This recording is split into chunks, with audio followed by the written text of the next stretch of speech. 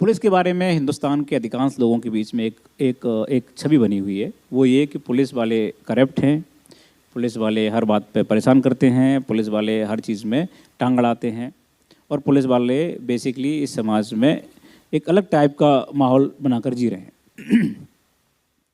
हमारे खिलाफ में मीडिया भी कभी कभी खड़ी होती है, हमारे खिलाफ में ह्यूमन राइट भी खड़ा होता है, हमारे क्लास में जुडिशरी भी खड़ी होती है और कभी कभी जनता भी खड़ी होती है। तो कभी कभी मुझे लगता है कि हम आखिर किसके लिए काम कर रहे हैं, पता ही नहीं चल रहा है हमको। कभी कभी हमको लगता है कि सच में हम कोई गलत काम तो नहीं कर रहे हैं, और बाद में मेरे बहुत गहराई सोचने के बाद लगता है कुछ तो हस्ती है कि हम मिट नहीं रहे हैं, कुछ तो हस्ती है हमारे अंदर जो जिसकी ज़रूरत इस देश को, समाज को है। तो मैं आपको थोड़ा सा समझाता हूँ कि हमारी ज़रूरत क्या है और हमारे ऊपर जो आरोप हैं वो कितने सही हैं और कितने गलत हैं। पहली बात तो ये है कि हम जिस समाज से आ रहे हैं वही समाज से आप आ रहे हैं, अलग से नहीं है। तो हमारे अंदर भी ऐसे लोग ज़रूर होंगे, हैं, जो कि पैसे और लालचों के पीछे पड़े हुए हैं, जिस कारण से हम बदनाम हो रहे हैं। वो ऐसा कोई भी समाज मुझे बताओ जहाँ पर ऐसे लोग नहीं हैं। कोई भी समाज, डॉक्टर, इंजीनियर, जुडिशरी या किसान या कोई बताइए आप। अरे हम जिन लोगों के लिए लड़ रहे हैं, जिन लोगों के लिए ईमानदारी की बात कर रहे हैं, जिसको हम सामान्य जनता बोलते हैं, वो सामान्य जनता का भी तो हाल देखो। मुझे अभी तक कोई दूध वाला नहीं मिला जो पानी नहीं मिलाता हो दूध में। सामान्य जनता है, बरोबर। ट्रेन में 10 साल के बच्चे को 5 साल का बच्चा बताकर टिकट न लेने की परंपरा हिंदुस्तान की पहली परंपरा है। बाथरूम में हम मग नहीं रख पाते अपने हिंदुस्तान में, किसके? ट्रेन के बाथरूम से। तो जिन लोगों के लिए हम लड़ रहे हैं, जिनको हम सामान्य व्यक्ति बना रहे हैं, वहाँ भी बहुत सारी बेईमानी की प्रॉब्लम्स हैं। उसी दिन से शुरू हो जाती हैं जब आप पैदा होते हैं। तो जिस दिन आप पैदा होते हैं उसी दिन वो नर्स बोलती है लड़का हुआ है, दो 500 रुपये। उसी दिन से शुरू हो जाता है। हमारे नसों में अंदर इंजेक्शन के रूप में जो जा रहा है वो बेईमानी की कितनी सारी चीज़ें जा रही हैं, इसकी कोई हद नहीं। मेरी माँ बोलती है मुझे कि तुम बेवकूफ़ हो, IPS होकर भी घर नहीं बना पा रहे बड़ा वाला। हमारे बगल का थानेदार ने इतना बड़ा कोठी बनवा लिया। तो हमारा सिस्टम बेसिकली इस तरह का है। अब उस सिस्टम से लड़ने के लिए जब हम बाहर निकलते हैं तो उसमें पुलिस वाले भी ऐसे हैं जिनके पास सत्ता है, जिनके पास में ताकत है। और इस देश का और संसार का तुलसीदास ने बोला है कि भय बिन होए न प्रीति। बिना डर के कोई प्रीति नहीं होती, कोई प्रेम नहीं होता। तो उसमें कुछ परसेंटेज लोग हैं जिसको हम बोल सकते हैं 4%, मैक्सिमम 5%, जो बेईमान हैं, जिनका कोई दूसरा विकल्प नहीं है। उन लोगों ने हमको बर्बाद कर दिया है, पुलिस का नाम खराब कर दिया है। 11 साल पहले जब मैंने पुलिस ज्वाइन की थी तो मेरे खानदान में कोई पुलिस में नहीं था। तब मैं भी ऐसा ही सोचता था कि पुलिस हरामखोर है। लेकिन 11 साल काम करने के बाद आज मुझे ऐसा लगता है कि अगर दुनिया में काम करने के लिए, समाज के लिए कुछ काम करने के लिए कोई संस्था है, कोई जगह है, तो सिर्फ पुलिस है।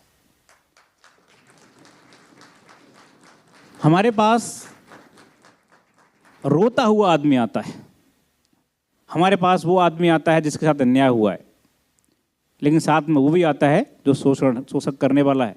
शोषक और शोषण दोनों आते हैं। अब प्रॉब्लम समझिए हमारी, दोनों लोग आ गए, हमको ये तय करने में टाइम लगता है कौन सही है कौन गलत है।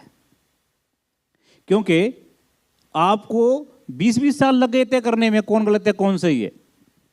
आपका दोस्त अचानक से आपके खिलाफ में कुछ कर गया और आप बोलते हैं अरे साला आस्तीन का सांप निकला, बरोबर है। आप 20 साल तक तय नहीं कर पाए कि सही है गलत है। हमको बोलते हो 5 मिनट में तय करो। कैसे करोगे?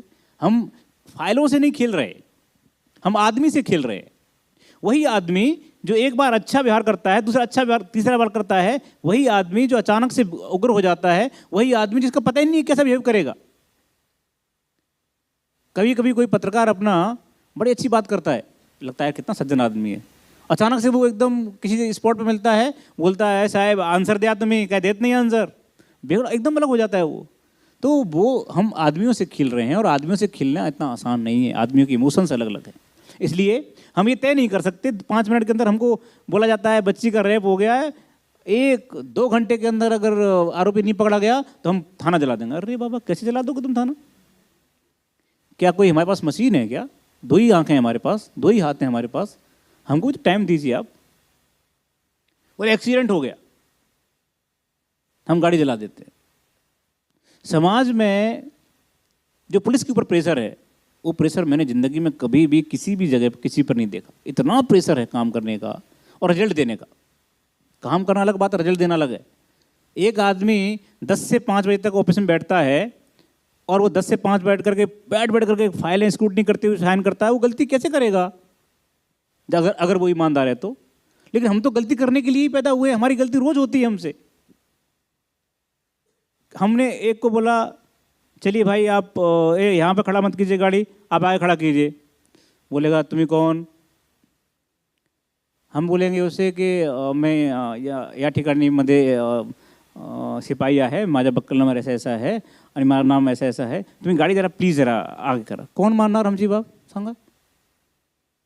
कोई नहीं मानता। वो क्या बोलेगा, अरे रुकना यार थोड़ी देर में हटा रहा हूँ गाड़ी। इसलिए क्या बोलना पड़ता है, गाड़ी हटा। तो ये आवाज़ का अंतर है। अब बोलेंगे आप बोलेंगे साहब पुलिस को बोलने का तमीज़ नहीं है। पुलिस बोलती है, ऐसे बोलती है पुलिस, देखिए हम पढ़े लिखे हैं। अरे बाबा क्या करें हम, हमारा पाला ही रोज ऐसे लोगों से पड़ रहा है। हम पे एक और आरोप है कि आप थाने में आए हुए जो आदमी एप्लीकेशन दे रहा है उसी से क्वेश्चन पूछते हैं, बरोबर है ना? वो क्या करें, थाने में देने वाला रिपोर्ट में से 20 में से 2 केस ऐसे आते हैं जिसमें वही आरोपी मर्डर करने वाला निकलता है। हमारी जिंदगी का आधार क्या है, हमारी ट्रेनिंग का आधार क्या है? शक। अगर शक नहीं होगा, अगर शक से बात नहीं करेंगे हम, तो हम कुछ नहीं पकड़ पाएंगे। कैसे, कभी तुमने सोचा है कि वो बोलता है कि फलाने प्लेटफॉर्म पर 4 kg RDX सापड़ला। कैसे सापड़ला? वो कर्मचारी जा कर शक करता है, क्या है इसमें बता, ये इसमें क्या है, तो है। हर आदमी पे शक करना है हमको, हमारी ट्रेनिंग शक की है, तो उसमें ऐसी बुरा मानने की बात क्या है? हम बोलते हैं सब सिक्योर होना चाहिए, पुलिस की कमजोरी हो गई, वहाँ पर ये हो गया, यहाँ पर ये हो गया। पुलिस क्या कर रही थी? सो रही थी क्या, बैठ रही थी, खा रही थी क्या? और तो और कई लोग तो कैमरा ले लेकर के पहुँचते, देखो ये पुलिस सो रही है। अरे बाबा इंसान है, सोएगा नहीं क्या? आप उनको मत देखिए, तो 10 से 5 करते हैं, हम 24 घंटे काम करते हैं। हमको भी जीने का अधिकार है, हमको पता ही नहीं है कि हम कब खाएंगे। तुम्हें पता है पुलिस वालों के जो पेट बड़े हुए हैं उसका कारण जानते हो? मैंने पूरा स्टडी किया, पूरा एकदम उसका स्टडी किया, काय का एकदम साइंटिफिक। तो मुझे मालूम चला डॉक्टरों से बात करने के बाद कि इनकी हैबिट क्या हो गई है कि अगली बार खाना कब मिलेगा कि नहीं पता नहीं, इसलिए पहली बार में ज़्यादा खा जाओ, जहाँ मिल जाए ज़्यादा खा जाओ। तो ऐसी सिचुएशन में मेरे पास वानखेड़े स्टेडियम है ये वाला, जहाँ मैच होते हैं क्रिकेट मैच। तो मैं सिक्योरिटी के लिए जब लोगों को लगाता हूँ तो चेक करने में लोग बोलेगा हमें आतंकवादी है का? चेक होना नहीं चाहता आदमी हिंदुस्तान में। हाँ, अमेरिका जाएगा तो चुपचाप बेल्ट निकाल देगा, सब निकाल देगा, 2 घंटे खड़ा रहेगा, लेकिन यहाँ नहीं चेक होगा। गाड़ी हर एक वीवीआईपी की और वीआईपी की भी एकदम एंड तक जाना चाहिए। और एक आध बार ऑफिसर या कोई बड़ा आदमी मान भी जाएगा, लेकिन उनकी बीवियाँ नहीं मानती। गाड़ी एकदम एंड तक जाना चाहिए। वो कौन, आप सिक्योरिटी की बात कर रहे हैं तो हमको करने दीजिए ना काम अपना। जिसको रोकेंगे वो बोलेगा मला माहित, तुम्हारा माहित नहीं कौन है आम्ही। जिसको बोलेंगे बोलता है तुमचा, अच्छा नंबर सांग तुमचा, बिल्ला सांग, तुम्हारा सस्पेंड कर दो। अरे क्या समाज है? समाज में अगर आप सम्मान देंगे पुलिस को तो सम्मान पुलिस भी देगी आपको। जब आप ही सम्मान नहीं दे रहे, हर एक आदमी बोलता है मैं एडवोकेट हूँ, हर आदमी बोलता है मैं ये हूँ, मैं वो हूँ, तो इस चक्कर में क्या हो रहा है, समाज में पुलिस की जो लैंग्वेज है वो रफ हो रही है, खराब हो रही है। दूसरी बात जो करप्शन की बात है, मैं आपको यकीन के साथ कहता हूँ, आंकड़ों के साथ कहता हूँ, पुलिस से ज़्यादा करप्शन दूसरे डिपार्टमेंट्स में है। लेकिन हमारा क्यों बाहर है, क्यों आपके सामने पहुँच रहा है? क्योंकि हम वर्दी पहने हुए हैं, हमारे पास नाम लिखा हुआ है। ये मैं अगर यहाँ से वहाँ तक जाते समय किसी से 500 रुपये लूँगा तो 50 लोग देख कर बोलेंगे साहब गए थे, ये मनोज कुमार शर्मा थे। लेकिन कोई सिविलियन जाएगा तो पता ही नहीं चलेगा कौन गया, कहाँ से गया, कैसे गया। दूसरी बात, दूसरे डिपार्टमेंट्स को सरकार पैसा देती है, जाओ फलाने गांव में 20 कुआं खोदो फ्री में, बरोबर? तो वो 10 कुआं खोदेगा, 10 का पैसा खा जाएगा, तो 10 का जिसका खुद गया है वो अच्छा बोलने वाला है ना। 10 को तो पता ही नहीं है कि मेरे लिए भी आया था। हमारे साथ दिक्कत क्या है कि हम जो पैसे डिमांड कर रहे हैं वो चलते हुए रोड वाले कर रहे हैं, तेरा चालान करते हैं, तेरा ये करते हैं, इसलिए हम लोग बदनाम ज़्यादा है, देखते ज़्यादा है। लेकिन हकीकत ऐसी नहीं है। हकीकत ऐसी है कि महाराष्ट्र में कम से कम 80 से 85% पुलिस वाले दिन रात काम करते हैं, हर समय काम करते हैं, मेहनत से काम करते हैं, और इसीलिए आप देखिए बड़ी बड़ी समस्याओं को सुलझाते हैं। हमारी समस्या ये है, मैं आज आपके सामने रखता हूँ इस बात को, कि हमारी समस्या ये है कि जब तक मुद्दा बड़ा है तब तक तो मीडिया पूरा ध्यान देती है, जब मुद्दा छोटा हो गया तो मीडिया उसको ये नहीं दिखाती कि ये सॉल्व भी हो गया है। मैं बताता हूँ आपको, छोटा उदाहरण देता हूँ। अहमदनगर में एक बहुत बड़ा कांड हुआ, दलित कम्युनिटी के साथ में आंदोलन, कुछ बच्चों को मार दिया गया था 1-2 साल पहले, 1-1.5 साल पहले। क्या जगह का नाम था, मैं भूल गया, हाँ कुछ तो भी था। अब उसमें बहुत रोज बहस चलती थी, रोज बहस, पुलिस पर पुलिस पर पुलिस पर। ऐसा लगता था कि अब क्या कर रहे हैं, आंदोलन ये सब। 2 महीने बाद ये तय हुआ कि घर वालों ने ही मारा है। बरोबर है ना? अभी कुछ दिन पुरानी बहुत महाराष्ट्र में बहुत चला था रोज आंदोलन। उसके बाद मीडिया चुप हो गई, बोली नहीं, एक सेंटेंस नहीं बोली। क्या करें हम? अरे बाबा कुछ तो बोलो, 2 महीने तक हमारी जान खाई है, एक दिन तो बोलो कम से कम। तो द प्रॉब्लम क्या है कि हमारा समाज नकारात्मक चीज़ों को लेने के लिए तैयार है, टीआरपी नहीं बढ़ती, कुछ दिक्कतें हैं। और इसीलिए जो अभी हमारा देश इस जिस जगह खड़ा हुआ है, वहाँ से अब देखो आगे बढ़ने का एकदम टेक ऑफ की पोजीशन में है। अब देखिए मीडिया सकारात्मक चीज़ों की तरफ जा रही है, अब जाना शुरू कर दिया लोगों ने। अब मेरे पास लोग आते हैं, सर कुछ पॉजिटिव स्टोरी दीजिए।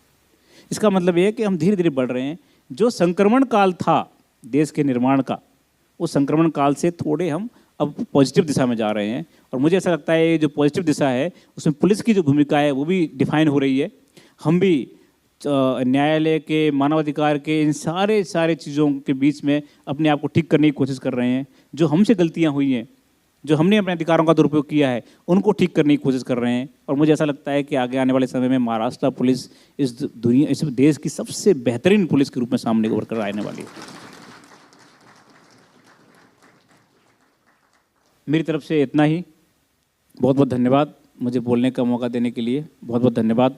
और मैं आपके सुखद और उज्जवल भविष्य की बहुत बेहतरीन कामना करता हूं। मुझे पूरा विश्वास है कि आप आने वाले समय में सरकार ने जो, और जो श्याम टीवी ने जो एक बड़ा मुहिम लिया है, इस मुहिम को आप आगे ले जाएंगे। और आप में से कई लोग इस वास्तविक मंत्रिमंडल के रूप में देखने को मिलेंगे आगे आने वाले समय में।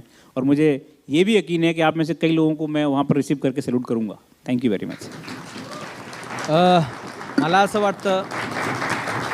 असं वाटतं की तुमच्या सगळ्या प्रश्नाची उत्तरं मिळालेली आहेत. आपण दुसऱ्या सेशनमध्ये स्वतंत्रपणे त्यांना ऐकूया.